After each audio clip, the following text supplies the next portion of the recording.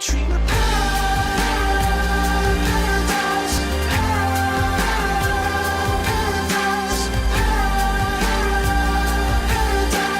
Oh, you dream of paradise,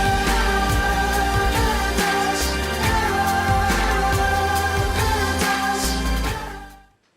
All right, in this segment, I'm going to talk about urbanization, which is the growth of cities and the movement from rural areas to urban areas. When cities first developed, population density increased, communication became easier, trade started to develop, and cultural diffusion increased. As you can see in the United States, more people lived in urban areas than rural areas at around 1920. So there was a constant migration to the city as the United States developed.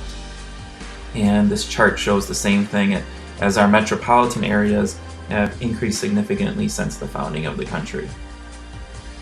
In the world, more people live in rural areas than urban areas, but the trend is that people are moving from rural to urban areas.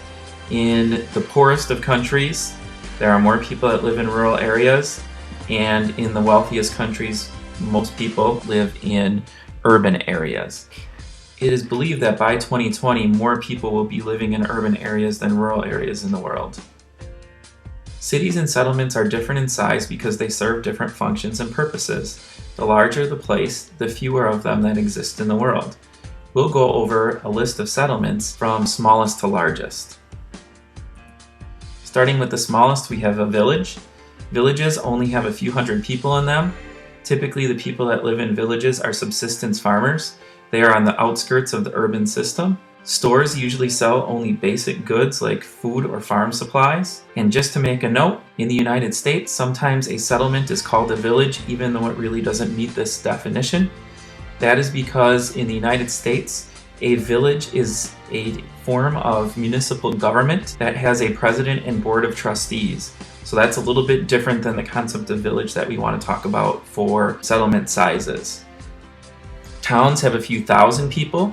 Stores sell daily items and items that are needed a little bit less often, like books, cars, and furniture.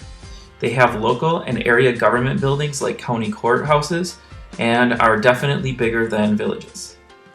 Next up, we have cities. Cities have several thousand to a few million people. They have a lot more services, and the services are of much greater variety. They have large shopping centers, government offices, and many businesses, hospitals, and even museums and universities. A metropolitan area is a city and its surrounding built-up areas. When looking at population numbers for a city, you need to be careful. Is it the population of the city limits itself, or is the number including the metro area? The metropolitan area of Milwaukee actually includes 4 counties, as you can see below. This includes millions of people, whereas the city limits of Milwaukee are just over 600,000. Next up is a world city. A world city is a significant city in the world. It is the financial, business, and government center for a very large area, and it has to be important to the global economy. Oftentimes, world cities are dominated by the headquarters of global banks and businesses that dominate the economy and are very important centers of economic power and wealth. They also oftentimes influence culture in the region that they are in. Here's a map of some of the major world cities. The 3 biggest and most dominant world cities are New York, London, and Tokyo. The next tier of world cities are major world cities, and then there are also secondary cities as well. To show how important Tokyo is as a world city, you can see that many countries have smaller populations. Last but not least is the megalopolis, one of my favorite words to say. A megalopolis is a group of cities that have grown into one large built-up urban area. An example is the area that includes Boston, New York City, Philadelphia, Baltimore, and Washington, D.C., along with their suburbs. Sometimes this is called Boss Wash. They are linked by a web of highway, rail, and air routes that connect them together in one gigantic built-up urban area.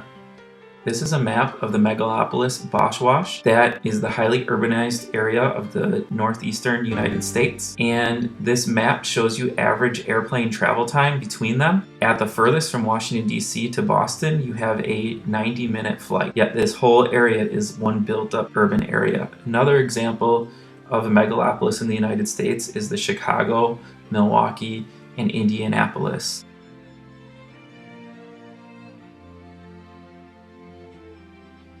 Urban areas also reflect development. In developed countries, more than 75% of the people live in cities. Urban growth is very slow in these cities. The population is stable, and most people are starting to move out into the peace and quiet of rural areas and suburban areas. In developing countries, less than half of people live in cities. There is a rapid move to the city, and as the population grows, more people move to the cities looking for jobs. Many of the world's largest cities are found in developing countries. As you can see by the map, China and India still have a lot of room to grow. They are only 25 to 50% of an urban population, yet they have some of the biggest cities in the world. Lastly, there are many advantages and disadvantages to people moving in the city. Advantages are that there are fewer people in rural areas, which is better for forest, soil, and wildlife. When people move to cities, they do not have as many children, and that will lead to lower family sizes. People that move to the city generally get better education and better health care. Disadvantages of urbanization are things like crime and other hazards, including landslides, floods, storms, and earthquakes that could wipe out a large amount of people that are living in a small area. Another disadvantage is that we have lost a lot of farmland as a result of urbanization. And lastly, urbanization has led to a massive modification of the natural landscape, which has become part of our cultural landscape. That means we have paved over areas, we have built buildings, and that has led to more pollutants on our planet.